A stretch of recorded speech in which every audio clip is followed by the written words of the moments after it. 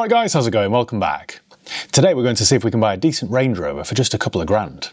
What I'm after is an early L322 pre-facelift. Now the L322 Range Rover ran from 2002 until 2012, but the pre-facelift model ran from 2002 until 2005, and they're my favourites. If you've been following this channel for a while, then you might be wondering why I need a third L322. I've already got a 2002 L322 and a 2007 diesel. Well, I haven't really got an answer for that. I just really like them. I think they're cool, they're understated, they're classy, and now is definitely the time to pick them up. There were only two engines on offer in early L322s. There was a 4.4 litre naturally aspirated V8 petrol or a 3 litre turbo diesel. Now what we're looking for today is a 4.4 litre petrol. Yes, they might be a little bit thirsty, but I just think they sound great, the performance is way better than the diesel, and I think they're a bit more reliable too. I'd also like to buy one that's a little bit of a project. I don't want too big of a project, but I wouldn't mind doing a few jobs to it. You often see them now covered in aftermarket tat. There'll be loads out there with the wrong grille, the wrong wheels, chrome door handles, all that sort of stuff. So I wouldn't mind finding one of those and then trying to de-pimp it. That's what we're on the lookout for then. It keeps me entertained, and I think it's sort of like a service to humanity. Shall we have a look then? Right, we'll start off on Autotrader. See if we can find one. We'll reset these filters then. So we need to go to Land Rover, Range Rover, max price 2.5, because we might be able to chip somebody, and then we need to, we'll change the year from 2000. Oh, there aren't many. This is slim pickings here. There are only 10 on Autotrader. I'll tell you what, we'll just have a look at them all then. Sort by price low to high. Okay, search. Well, so far this isn't looking great. There's a diesel one here for $13.50. That's a 2004 54. This is what I'm talking about with aftermarket tat. So that's got the wrong grille, the wrong wheels, the wrong badges, the wrong side vents. It's got broken suspension on the back because it's collapsed. Oh dear, that looks terrible, isn't it?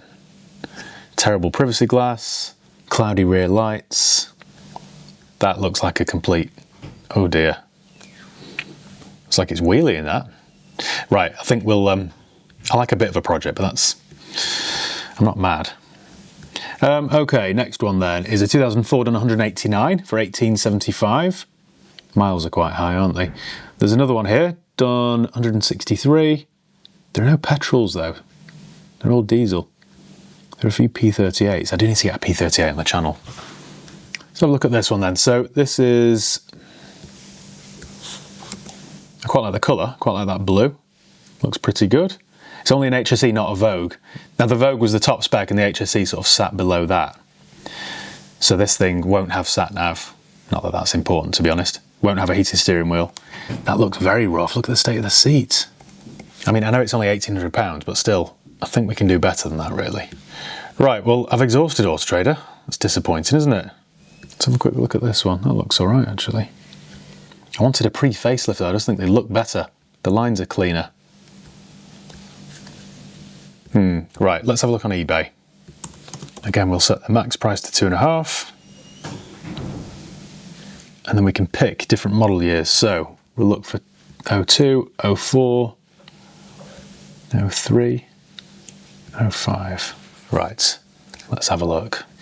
3 litre TD6. That one looks okay, but it's spares and repairs. I don't really like the idea of that. That one looks okay. So it's $17.50, done 117. That's an auction though. That'll go for a bit higher, I would have thought. See, more aftermarket tat. I might just start doing this, you know. Just buying old Range Rovers and trying to get them back to factory standard. Well, there aren't many on eBay either. There's a P38 there with a collapsed suspension, spares and repairs, restoration project. No thanks. There's one here, 2004, done 206,000 miles. That's quite high, and it's 2.5 grand. Looks very tidy though, that. They do rust these as well. So you got a, they often rust on the tailgate there and there. This is no different. Does look tidy for 200,000 miles though. The interior looks quite clean. So I'm looking for things like a sagging headliner. This one's all right. Rust, wear and tear. Just general things like that, really. There's this one, $17.95. So it's a Range Rover, spelt Vogue wrong, Vogue, 4.4 petrol, 2002, $17.95 ONO, May Part X, up or down. All right, let's have a look then. It's got roof bars on, which I don't really like. It's got chrome handles, which we can take off. It's got the wrong grille on it as well. I like the colour though. I do think that's got some potential, you know. The rear lights look a bit dirty, a bit misty. It could do with a fresh set of reg plates as well. I don't like that style of plates. We could maybe remove the rear privacy, but I don't know, it's not too offensive. It's got a tow bar. Right, they often rust around here, around the rear arches, and that looks quite solid, really. Oh, the interior looks clean as well. Those seats sound like a typical car dealer here, but those seats look like they've never been sat in. There's a little bit of wear to the front, but not too bad. Original Range Rover mats. It's got the nice dark wood trim as well. Headliner looks good. We've got a broken rear light and a cracked rear bumper, but we can soon fix those. That's the good thing with these, you can pick up parts quite cheaply. We can pop off the chrome handles, take off the roof bars. That rear arch is alright as well.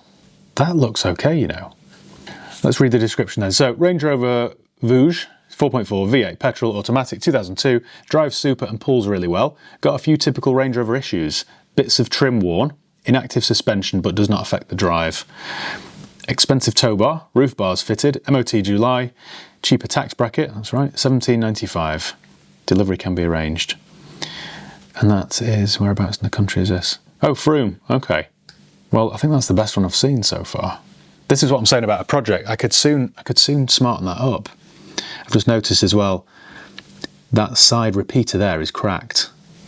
And by the looks of it, must have nudged into something because it sort of cracked the near side headlamp as well. Oh yeah, that's completely cracked. But again, you can pick those up for about 25 quid off eBay, so that's not a big deal. I think that might be a bit of a bargain. Although it says air suspension inactive, I've had this issue with my other 2002 Range Rover, and it turned out to be a ride height sensor that was about 40 quid. So it wasn't a dear job. Now, I think this could be the same sort of issue because it's actually, well, it's hard to say from pictures really, but it's sitting quite sort of, looks quite level. It's not like that other one we saw on Autotrader where it was, you know, looked like a speedboat. Okay, I might give him a call then. Actually, before we call him, let me do a quick car vertical. So the reg is KR52XCM. It's really important that you do one of these checks before you hand over any cash for a used car or motorbike. It just gives you a thorough, detailed history report of the car. So all you need to do is go to carvertical.com, type in the reg or the VIN, and then away we go. In this case, it is Kilo Romeo 52 X-Ray Charlie Mike, and then check vehicle. And what this does, it checks database in 35 different countries, so it isn't just a UK thing. So if this has ever had a crash in Croatia or an accident in Alicante, this will tell us. It doesn't take long and it isn't expensive, and it's cheaper still if you use my promo code HIGHPEAK. That's HIGHPEAK all one word, HIGHPEAK, and you'll save yourself 20% off each and every check that you do. This will tell us whether it's ever been stolen, written off, had a mileage rollback, or has outstanding finance on it. So, let's see if this is a little gem or not. View report. We're clear on all four fronts, that's good. So, it's never had a mileage rollback, there's no outstanding finance, no recorded accident damage, and it's never been stolen. So we've got green markers there for everything. That's good. The last known mileage was 133 at its last MOT. That's not too high. That was done in May last year, 133. So I expect, because it didn't say the mileage in the advert, I expect the mileage is probably around 140 mark. But it's nice and consistent every single year. So it is a 2003 4.4 litre M62 engine, automatic. What else can I tell you? We've got an ownership changer in 2017. Let's go down to the timeline then. So the first MOT was in 2006, then it failed an MOT, failed, quite a few fails here, but only on silly things like brake pads and stuff, so nothing too serious. It's had a reg plate change in 2016. Let's go down to the most current one then. There are quite a few advisor items here, but it's a 22-year-old car, so it's inevitable. Right, the last MOT then, May 24. There are two minor advisor items for front upper anti-roll bar ball joint dust cover. That's not a big job at all, we can soon do that. Near side front indicator insecure. Well, it's now smashed to bits, so we can soon find another one of those. Oil level low. Rear subframe corroded. Oil leak, but not excessive. That's standard stuff, really. Rear suspension components corroded. It's 22 years old. Can appreciate that. Stone chip on front windscreen. Rear subframe bush is worn, and exhaust has minor leak of gases. That can soon be patched up, can't it? So there's nothing there too serious. I think when you're in the market for this kind of car, you've got to manage your own expectations. You've got to be realistic. You're not going to find one for £2,000 that's got a nice clean MOT history. It just won't exist. And I've just noticed on the previous MOT back in 2022, there was an advisory item for rusty sill. So that was 3-4 years ago. So I'd like to think that's been done by now, because it's never been mentioned on the MOTs after that. So that's probably a good thing. Right, I'm going to give him a call then, find out a little bit more about it. I spoke to Jamie with the Range Rover and we agreed a price of £1,600, which I was quite happy with. He told me a little bit more about it and it sounds like quite a decent example. He told me that it had the brakes replaced recently and that it drove very well. So a couple of days later I drove down to Somerset in my Audi S4 to go and collect it. Well, here she is then, my 2002 Range Rover Vogue 4.4 V8. I'm quite happy with it, to be honest. It's not without its issues, but then I knew of most of them anyway. For example, in fact, let me give you a walk around tour. I'm going to take these chrome handles off because I don't like those. I'm going to refurbish the wheels. The tyres, they're all okay. They're all on about 3mm of tread. It could do with a set really in probably 6 or 12 months time. Inside, we've got a broken panel here. Because this doesn't have the side steps, obviously people put all the weight on this piece of plastic as they're getting it out of the car. So it's, well, it's seen better days. So I'll order a new one of those. But the inside's nice and clean, really. This one's got the blue carpets and a blue dash. The headlining's okay. Steering wheel's all right. Yeah, I'm quite impressed. Moving around the back then, we've got, well, it's standard Vogue specs. We've got heated seats in the back, they work. The ones in the front, not so much. We've got some rot here on the rear arch, but again, someone's treated it. It isn't the worst I've seen, so I think I'll just try and tidy that up a little bit. Moving around the back, we need 2 new rear lights. This one's seen better days, and this one has got a hole in it. There's a little bit of corrosion here on the tailgate, but I can soon fix that. It is crying out for a fresh set of plates.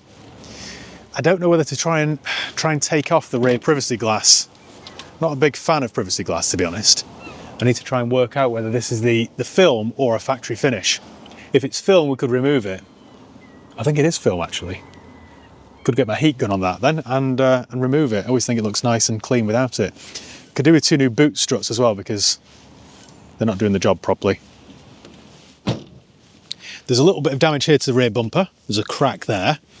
So I could run that down to Jimmy and get him to fix it and paint it. I need to take it down to him anyway because the whole car needs a good buff. I think he'll get it looking nice and shiny again. See, there's loads of little marks here. None are deep, so I'm pretty sure they'd buff right out. Just needs a good polish, really. Again, there's a little bit of rot there on the arch, but someone's treated it. So I think if I asked Jimmy to blow that in the same colour blue, it'd look nice and neat. Up front here, we've got a broken indicator lens, so I need to order one of those. And there's a hole in this headlamp, and it's allowed some condensation to form, so I need to order a new one of those as well. I also need to order the original grille for it, and again, a fresh set of plates. Notice there's a little bit of damage down here as well. This trim is, well, it's cable tied on, so that's no good. I need to sort that. And there's a little bit of paint peel up here on the sunroof. Just there. So that's quite an easy job, really. It just needs a few days spent on it just to get it looking its best. In terms of what it's like to drive, it drives really well. Joe at Shifty Metal's already done a full service on it for me, so I don't need to do that. But it's got an oil leak, and I think it's coming from the rocker cover. I think the gaskets on the rocker cover need replacing. The exact same thing happened on Vet 9, so I need to replace those. It's not a big job, but when you drive this, you can smell, it does smell a little bit oily. In addition to that, I think we've got a blown fuse because it's got a couple of weird faults. So for example, when you put the indicators on, they work on the exterior, but not on the interior. So you can't see that you put your indicators on. Also, the electronic steering column adjust doesn't work. So I think it could be some sort of fuse issue. That's what I expect anyway. But apart from that, everything else that I've tried does work. So I'm quite pleased with it, really. It's just very grubby. Needs a really good digging out. In terms of my parts bill, I'm pretty sure I can find all these parts on eBay quite cheaply. Like the rear lights, I imagine, are about £50 each. The headlamp's probably £50. The indicator's probably 25. The grille's going to cost me 30 or 40 quid. So maybe £300 in parts, £400 or £500 with Jimmy. Wheel refurbs, another £300. I could spend £1,000 on this quite easily, but I think it'll be transformed. If you look at how clean and tidy Vet 9 looks now, I think I can get this one looking exactly the same. I've got a 4-hour journey now back up to Manchester, so what I'm going to do is maybe stop for some lunch first. I'll get all those parts ordered, and then I'll see you back at the garage. Someone's just had a car accident. Oh, was it my hammer? Yeah, the pickup truck there has driven straight through the barrier. Oh, he thought it was an exit. That's not good, is it? I have done that myself, so I can't really pass too much judgment there. My plan is to get this in the showroom at the garage, and we're going to have a go at fitting these parts ourselves. So I'll see you in a week or so, unless, I shouldn't even tempt fate by saying this, unless we have a breakdown on the way back. Hopefully I'll see you in a week or so, not in, an hour's time. Well, we're back up north with the L322. It made it back in one piece, and it did all right, actually. Not a single breakdown, no warning lights. So, it's given me some confidence with it. Today, I've got it in the showroom. What we're going to do is do some modifications to it. So I've got I've got a stack of parts there that I bought off eBay. I've got the original slatted grille for it. I've got some new reg plates. I've got a new lamp unit. I've got a new indicator for it. What else have I got? I think the rest of it's around the back. I'm going to have a go at taking off these chrome handles. I think they're just stuck on with double-sided tape. So I bought a heat gun this morning from B&Q. I've got all the gear and no idea. I'm going to try and take those chrome handles off because they're offensive. I'm also going to try and remove the window tints. I had a quick look before and they're definitely just film, so I think I can peel those off myself. Moving around the back, I've got I've got 2 new lamp units that I ordered from Powerful UK. So I've got 2 new lamp units for that and a fresh reg plate. So this is going to keep me busy most of the day, I think. I expect I'll spend maybe 3 or 4 hours on this today, but it should be transformed. All the bits I've ordered so far on eBay have set me back, I don't know, about £250, maybe £270, something like that. So I haven't spent a fortune. I never trust those boot struts on an old Range Rover. So that's my plan. Once all the parts are fitted, I'm going to take it down to my mechanic and try and sort out the air suspension issue. It currently comes up with a warning saying that the air suspension's inactive, which I think, well, I had this on Vet9, and I think it's just a ride height sensor, and it was about £25, so I'll get that done. Then it's going to go down to Jimmy for a little bit of paint work and a good polish and buff, and it should look $1 million. When I picked it up, the radio wasn't working, so I think we might have a dodgy battery. I think there's a bit of a voltage issue because today, after its 220-mile journey yesterday, everything's working again. So I think we could have a dodgy battery. If this car's been sitting for a few weeks, it might have just not had enough power in it. So I'll get that checked out. And yeah, I think that's about it. So I'm going to go and get my tools and start doing some DIY.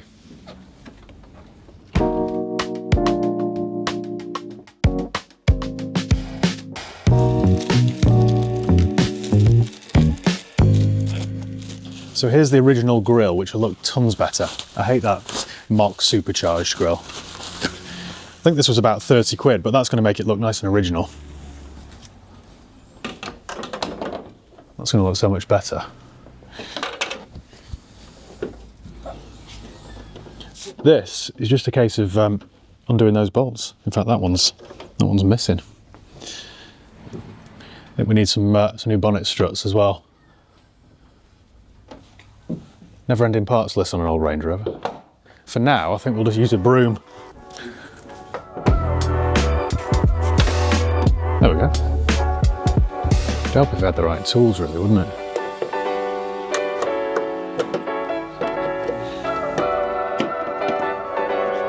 Oh,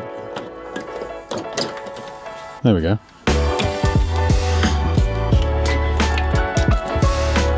That's that done. And then that's basically it. Pop these back. I should perhaps put all the old parts on eBay. Well, the ones that aren't broken anyway, like the grille, but I don't like the thought of someone actually buying that and fitting it to the Range Rover, so I think we'll just pop it in the bin. That's that done. We're missing a nut on the front grille, but I'll try and acquire one of those from somewhere.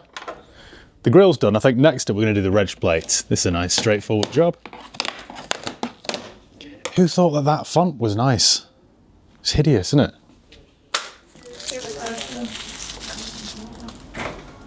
That'll make it look so much better.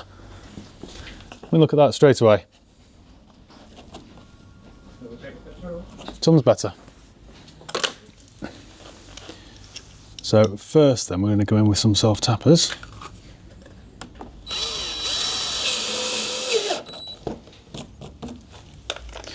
Then we'll back out the self-tapper and pop in a original.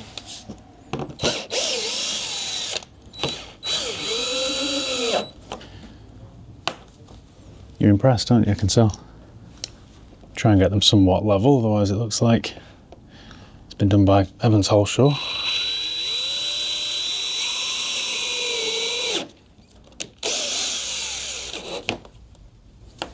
Voila, job done. I mean, so far that's only taken me about 10 minutes, and already I think I've added £500 to its value. Looks so much better, much more original. It's a really nice colour blue, this as well. I was going to do the headlamps next, but I haven't got the right tools, so I think we'll come back to that at a later date. I'm just undoing the bolt here, but it's just spinning. Yeah, we'll come back to that. Next then, should we have a go at these horrendous chrome door handles? Get my little heat gun that I bought for £30 from B&Q this morning. This will also come in handy for the Bentley unwrap. I know you're all eagerly waiting for that, but it will happen, trust me. Be handy for my hair as well, this, won't it?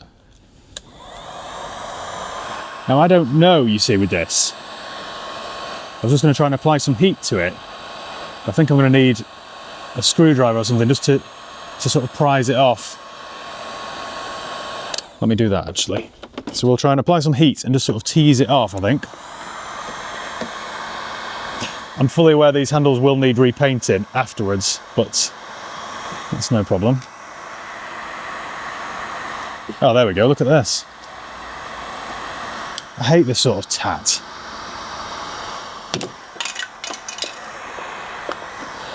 Well, once I've scraped the glue off that, that'll be actually clean up all right, you know. It might not need painting. Instantly better. Always nervous when you've got a screwdriver in your hand next to bodywork. One little slip, you've got a very deep scratch. There we go. We're flying now, aren't we? I'll get the last 3 handles off then, and then I think we'll move around the back and start with those rear lights.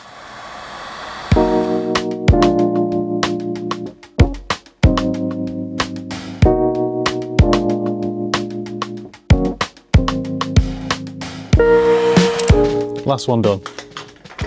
Right, well, that's the chrome handles done. What next? Rear lights. There's a broken piece of trim here as well, so I need to try and locate that piece of trim for an L322. What I really need here is a socket set, and we haven't got one. So I'm having to make do here. You might be wondering why I'm replacing both rear lights, because this one's cracked, but that one's okay. But it's got a little bit of sort of mess in it, really. And I thought if we replace one rear light, it's me being a bit OCD, if we replace one with a brand new one, it's just going to look a bit odd. You're going to have one old one that's 25 years old, and one that's brand new. So I found well, I went on to Powerful UK, which if you need any Land Rover products, by the way, you must check them out. They're really, really handy. And it was actually cheaper to buy 2 brand new ones than it was just one. So that's what I've done. Hi pal, you all right? How you doing? Yeah, good, thanks. All you need to do then is remove these 2 bolts there, and then this bit just kind of just clips in. But I'm having a little bit of difficulty getting rid of this, getting rid of this bottom bolt.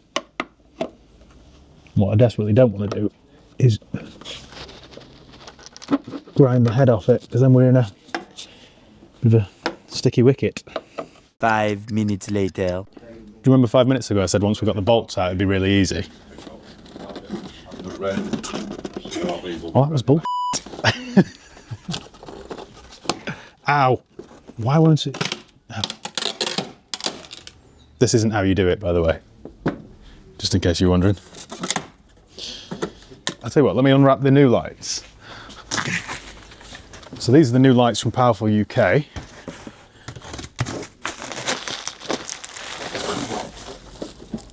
How nice are they? It's going to look really good, this. That's the wrong side. So the lights from Powerful UK are, well, they are specific to this model, but they're slightly upgraded. They've got a reflector on the side. They're going to look so much better. So you can see now the the bolts just go into there, and on the other side, they just clip in there with this sort of like joint.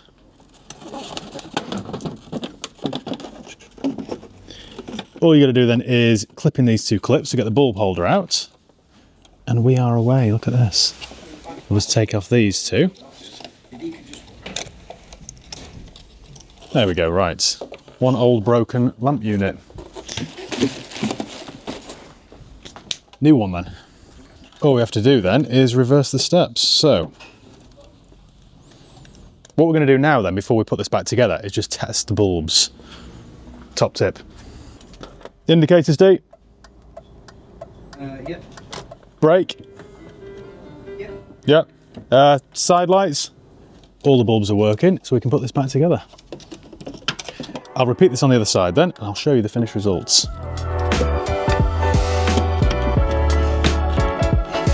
That's right, look how good that looks with this new lens. I've taken years off this.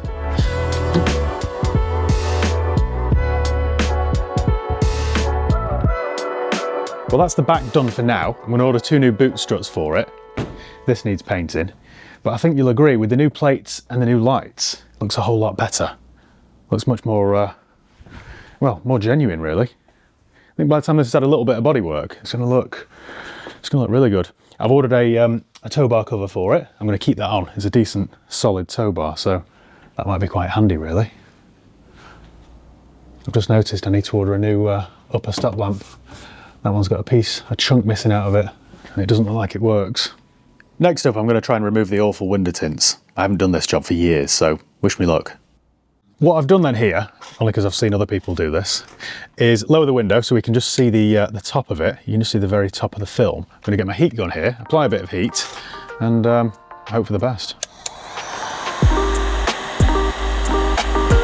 Oh, look at that, it's coming already.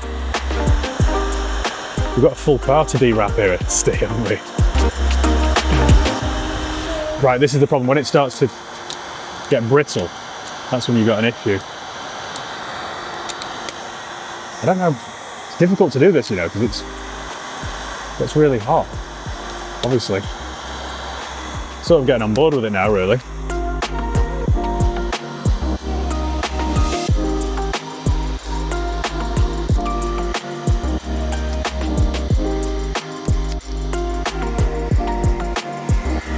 Ooh. See the smoke off it? That for a second there was like when you're wrapping gifts and the scissors just glide across the paper. I don't know how I'm going to do this little bit though.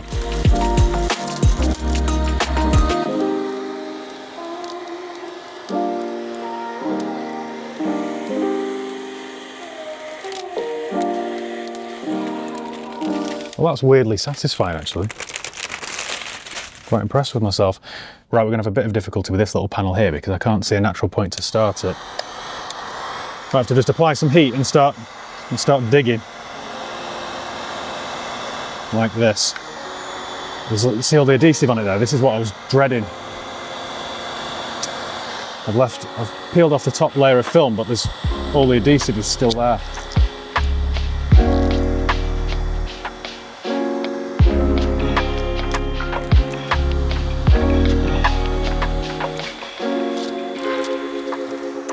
Quick thank you to Tameside Detailing who are going to get all this adhesive off for me at a later date. Oh dear. Right, well, it's kind of better, isn't it? Just forget that panel there. That's looks like a shower door, doesn't it? All opaque.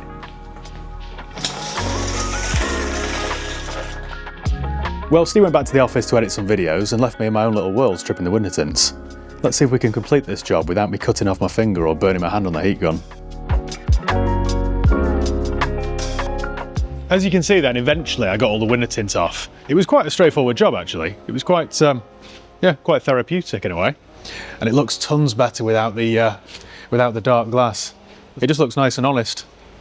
Looks much classier really. So I've run it down to my mechanics for a few bits of work. So it needs the front headlamp, which I couldn't do, the front repeater, which I gave up with, and also there's an oil leak, which I think might be coming from the rocker cover gasket. I've ordered 2 new bonnet struts for it as well. There's one more piece of trim as well. In fact, let me show you. I've asked my mechanic to replace it for me. So on the driver's seat, There are no side steps with this, so you put all your weight on this piece of trim as you're getting out of it, and it's just cracked and split, and it's quite sharp. So I found a replacement piece from eBay, which was on the back seat. So I've asked my mechanic to attach that for me. In addition to that, I've asked my mechanic to scan it and see what's up with the air suspension. It just comes up with a fault code that says air suspension inactive or something. I think it could be a ride height sensor, and they're only about 25, 30 quid. I had the exact same fault on Vet 9, so I'm thinking it could be that. If we get that sorted, then yeah, I'm quite impressed with it really. In part 2 then, which I'll film next week, it's going to go down and have all the bodywork done. So I'm going to get the door handles painted, the rear bumper painted, and the whole car buffed and polished, and it should look really good. I'm also going to get the wheels refurbished to Prestige wheels because they're a bit, well, the fronts are worse actually, they're a bit flaky. So I'll get those powder coated, and then what else? I think after that it just needs a really good valet. So make sure you stick around for part 2 and make sure you subscribe. But I think to answer the question I raised at the start of this, can you buy a decent Range Rover for a couple of grand? I think you can actually. I think I've proved it.